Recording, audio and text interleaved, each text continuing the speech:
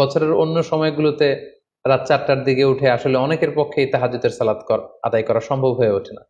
যেহেতু রমাদানুল মুবারকে সাহারি খাওয়ার জন্য আমাদেরকে উঠতেই হচ্ছে, সাহারি খাওয়ার পরে আপনি অজু করে আপনার সুবিধা মতো 2 রাকাত 4 রাকাত তাহাজ্জুদের সালাত আপনি আদায় করুন।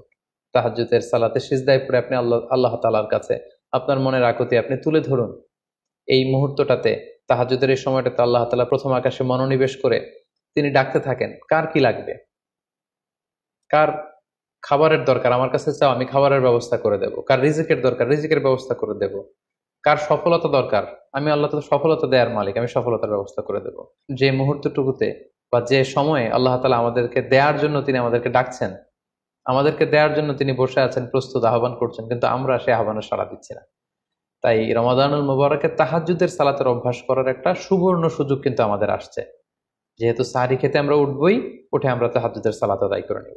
ইফতারির পূর্ব মুহূর্তে দোয়া করুন, এটি ভুলে যাওয়া যাবে না। প্রতিদিন ইফতারিকে সামনে নিয়ে আমরা দোয়া করব, কারণ হাদিসে এসেছে সালাসু দাওয়াতিন মুস্তাজাবা, 3 ব্যক্তির দোয়া আল্লাহ তাআলার কাছে কবুল হয়ে যায়।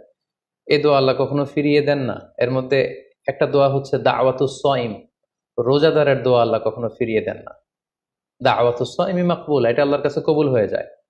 ঠিক ওই মুহূর্তটাতে আল্লাহ তাআলার সফট কর্নার খুব বেশি গ্রো করে, আল্লাহর রহমতের দরিয়ার মধ্যে একটা অভাবনীয় জোশ পড়ে যায়। আল্লাহ তাআলা এই দৃশ্যটাকে খুব দেখতে পছন্দ করে, যে বান্দা সামনে খাবার নিয়ে বসে আছে, শরবত নিয়ে, পানীয় নিয়ে বসে আছে, ক্ষুধায় তৃষ্ণায় সে জর্জরিত, সে চাইলেই সামনে থেকে নিয়ে মুখে তুলে খাবারটা খেতে পারে, কিন্তু সে আমার ভয়ে খাচ্ছে না। তখন আল্লাহ তাআলা এই দৃশ্যটা দেখতে বড্ড পছন্দ করেন। ঠিক এই মুহূর্তে আপনি যখন বুদ্ধি করে আল্লাহ তাআলার কাছে চাইতে শুরু করবেন, কায়মনো বাক্যে চোখের পানি ছেড়ে, আপনি চাইতে দেরি হবে, এই দোয়া আল্লাহ তাআলার কাছে কবুল হতে দেরি হবে না। তাই এই ভুলটি যেন আমরা না করি, এই বরকত যেন আমরা মিস না করি। প্রতিদিন খেয়াল করে, সম্মানিত দিনী ভাই এবং বোনেরা, খেয়াল করে ইফতারির পূর্ব মুহূর্তে দোয়া করুন। আপনার কি চাহিদা, আকুতি মিনতি আল্লাহর কাছে আছে, আপনি পেশ করুন। Be a part of our vision. Do listen and share the khair. Be with our official social media handle for latest updates.